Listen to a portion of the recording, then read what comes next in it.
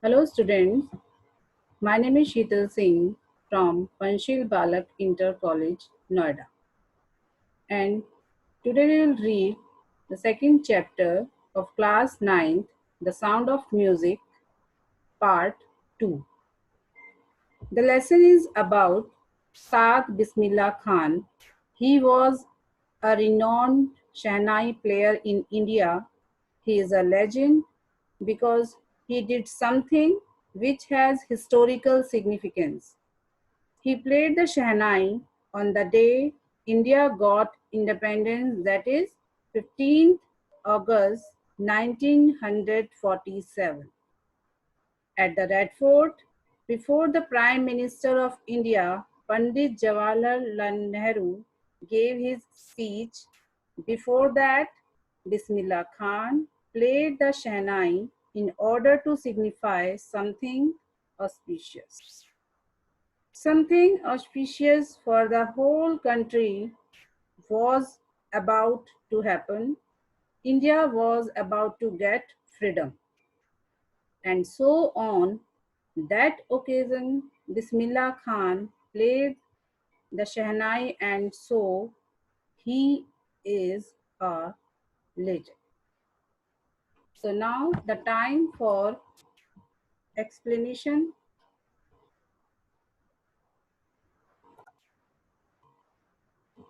Part 2, the Shahnai of Bismillah Khan. Do you know these people? And what instruments do they play? And after this explanation, I will give you assignment regarding this. So now the time for explanation of this chapter. Emperor Aurangzeb banned the playing of a musical instrument called pungi in the royal residence, for it had a shrill, unpleasant sound. Ban means, what is the meaning of ban here? Prohibited. Shrill. Shrill means very sharp, and unpleasant, something that you dislike. Pungi was a musical instrument, the predecessor of the Shahnai. When the Mughals ruled India before the Britishers came, there was a very famous Mughal ruler named Aurangzeb. He did not allow the pungi be played in his royal residence because he felt that it had a shrill, unpleasant sound. Pungi became the generic name for reeded noisemakers. Generic means, what is the meaning of generic here? Generic name, a name given to a class or group as a whole. For a reeded noise makers. Reeded means wind instruments which have reeds like the flute, the clarinet. So any musical instrument which is made with reeds, like we have flutes, clarinets, they all are classified as pungi. So pungi is a broad term for any type of instrument which uses wind to produce sound. Few had thought that it would one day be revived. Revived means, the meaning of revived here, brought back to life. As Aurangzeb has banned all these reeded noisemakers, he had banned pungi in his royal residence, no one thought that one day such noisemakers, such instrument which made unpleasant sound would be played and their sound would be liked by the audience. A barber of a family of professional musicians who had access to the royal palace decided to improve the tonal quality of the pungi. Tonal quality means sound. As the pungi had an unpleasant sound, there was a barber who belonged to a family of professional musicians and he wanted to play the pungi, but he knew that the sound produced by pungi was unpleasant.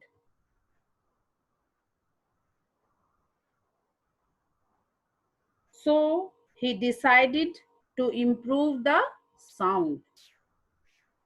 He chose a pipe with a natural hollow stem that was longer and broader than the pungi and made 7 holes on the body of the pipe. Hollow means empty from inside. The barber took a pipe which was a hollow stem. It was longer and broader than the pungi. He made 7 holes on the body of the pipe as if you have seen a flute, it is something like this. It is a pipe which is hollow from inside and has holes on it. When he played on it, closing and opening some of these holes, soft and melodious sound were produced. So then he blew air into the pipe and closed and opened different holes. He found that soft and melodious sounds were produced when he did like this.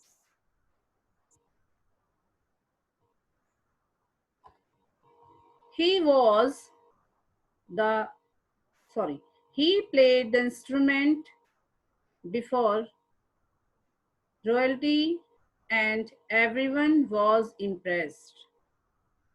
When the barber played the instrument in the royal court, everyone liked the sound produced by it. The instrument, so different from the pungi, had to be given a new name. The royal court thought that this instrument was different from the pungi and so it should have a different name also. As the story goes, since it was the first played in the Shah's chambers and was played by a nai, the instrument was named the Shehnai. Now, there is a story behind the name given to this instrument. This instrument was played for the first time in the royal residence of the Shah. Shah was a name given to King. Mughals called the king as Shah, as the nai, that is the Indian term used for a barber, had played it for the first time. They called it Shehnai. So the first part is Shah, which stands for Shah, and the second part, Nai, that is a barber. So this instrument was named as Shehnai. It's clear? So now the next paragraph. The sound of Shehnai began to be considered auspicious. Auspicious means promising to bring good fortune. The sound which was produced by Shehnai was considered to be a good omen, and so it was played on good occasions. And for this reason, it is still played in the temples and is an indispensable component of any North Indian wedding. Indispensable means without which a piece of work cannot be done, something which is necessary. And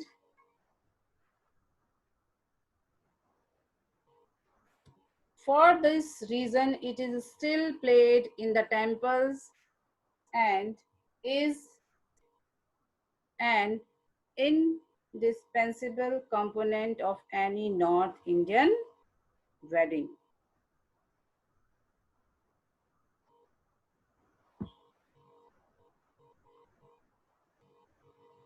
In the past, the Shehnai was part of Naubat or traditional ensembles of 9 instruments found at royal court.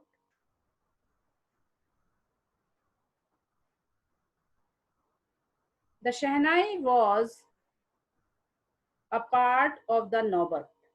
Naubat is an Urdu word and it means traditional ensemble, that means a traditional group of 9 musical instruments.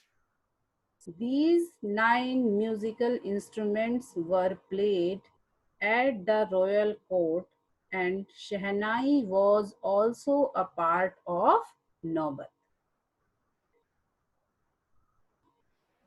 Now it's clear the meaning of Naubat. Naubat is an Urdu word and it means traditional ensemble, that means a traditional group of 9 musical instruments, and these 9 musical instruments were played at the royal court. And Shehnai was also a part of Naubat. Till recently, it was used only in temples and weddings. The credit for bringing this instrument onto the classical stage goes to Ustad Bismillah Khan. The Shehnai was played at the king's court, in temples, and at weddings. It was used on stage in performances, and the credit for that goes to Ustad Bismillah Khan, who was a legendary Shehnai player, and people wanted to hear him play the Shehnai. As a 5-year-old, Bismillah Khan played Gilli Danda near a pond in the ancient estate of Dumraon in Bihar. When Bismillah Khan was 5 years old, he lived in an old estate named Dumran in present day Bihar state. He used to play gilli danda, an old sport quite similar to cricket. He would regularly go to the nearby Bihari Ji temple to sing the Bhojpuri Chaita, at the end of which he would earn a big laddu weighing 1.25 kg, a prize given by the local Maharaja. Laddu are spear-shaped sweets originated in the Indian subcontinent. Also, he would go to the nearby Bihariji temple. Although Bismillah Khan was a Muslim, he would go to the temple and he would sing this song, Cheta, in Bhojpuri language. Bhojpuri language is spoken in an area of Bihar. When he would finish reciting the song, he would get a big laddu as a reward. And this was a prize given to Bismillah Khan by local Maharaja for singing the Chaita. This happened 80 years ago, and the little boy has traveled far to earn the highest civilian award in India, the Bharat Ratna. The writer says that this incident occurred when Bismillah Khan was 5 years old, that he would get this laddu as a reward, and after 8 years, Bismillah Khan earned the highest civilian award in India, the Bharat Ratna. So this is the distance that he has traveled in his life. At 5 years of age, he would get a laddu as a reward, and at the next, after many struggle and efforts, he achieved the highest civilian award in India, that is Bharat Ratna. Born on 21st March 1916 in a family, Bismillah Khan belongs to a well-known family of musicians from Bihar. Bismillah Khan was born on 21st March 1916 in a family of musicians in Bihar. His grandfather, Rasul Baksh Khan, was the Shehnai Nawaz of the Bhojpur King's Court. His father, Pagambar Baksh, and other paternal ancestors were also great Shehnai players.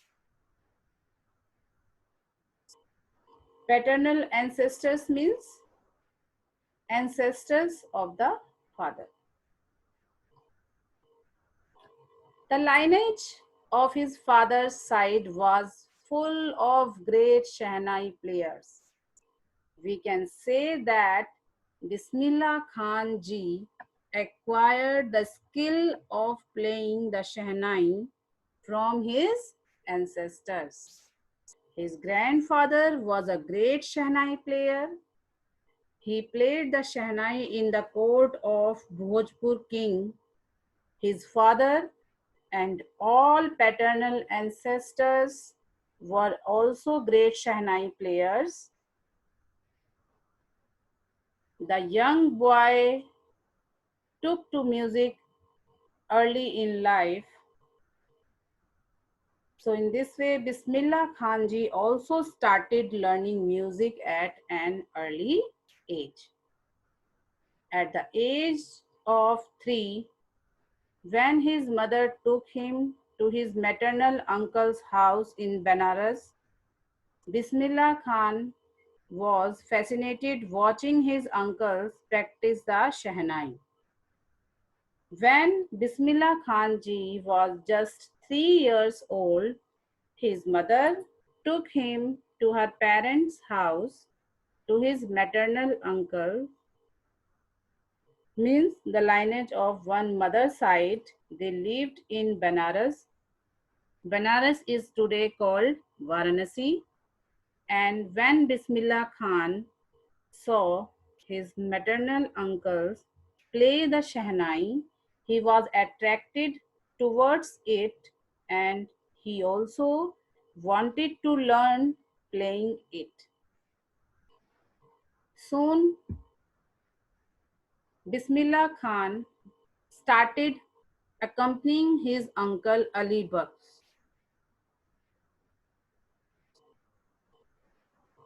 to the Vishnu temple of Banaras, where Baksh was employed to play the Shehnai. Bismillah Khan started going with his uncle Ali Baksh to the Vishnu temple in Banaras. Ali Baksh was on a duty to play the Shehnai at the Vishnu temple of Banaras.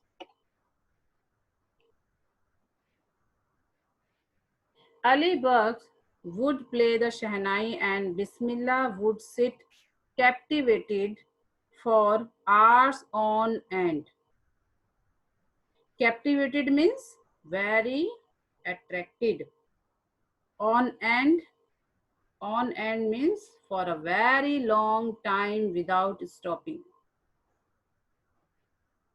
When Bismillah Khan saw his uncle Ali Baksh play the Shehnai, he would get attracted towards it. That he would sit there for hours listening to him play the Shehnai. And slowly he started getting lessons in playing the instrument and would sit practicing throughout the day. Gradually, Bismillah Khan also started learning playing the Shehnai, and he would practice throughout the day. He never got tired. He was so captivated by the Shehnai.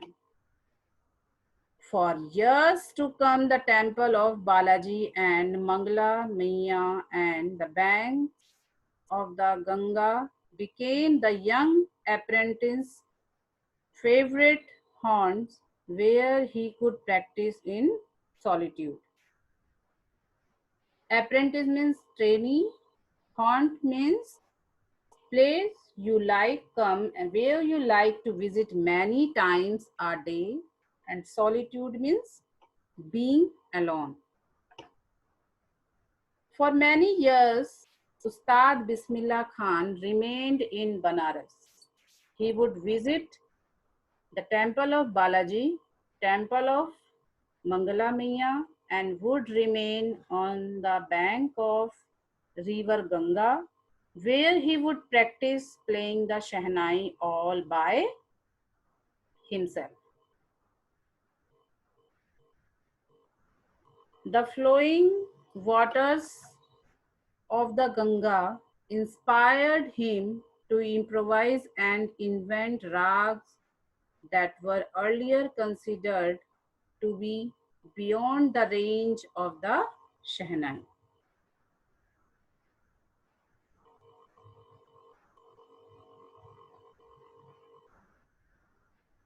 Here we come to know about the talent of Ustad Bismillah Khan.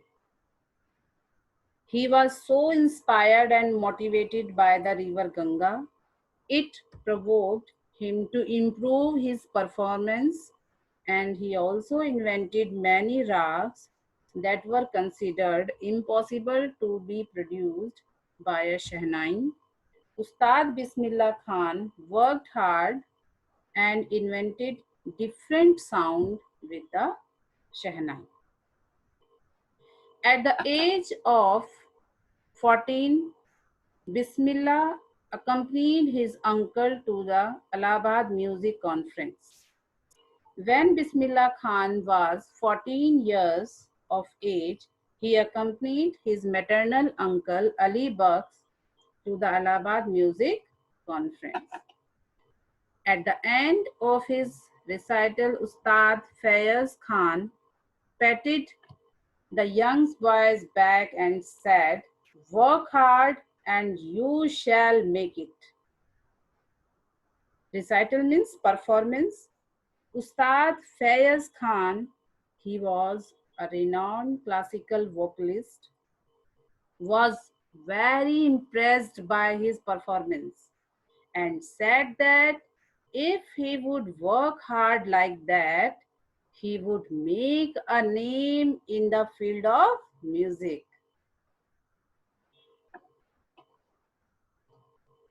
With the opening of All India Radio in Lucknow in 1938 came Bismillah's big break.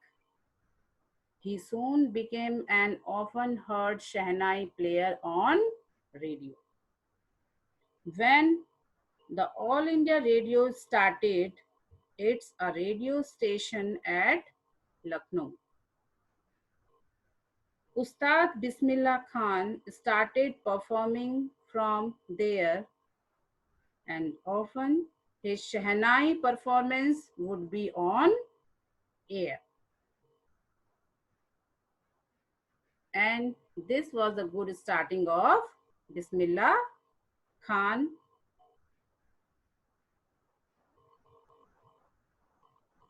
And this was the explanation of part 2, part 1. Part 2, the Shehnai of Bismillah Khan's. You have to revise this chapter thoroughly with explanation, and in the next video we will continue this chapter. Thank you.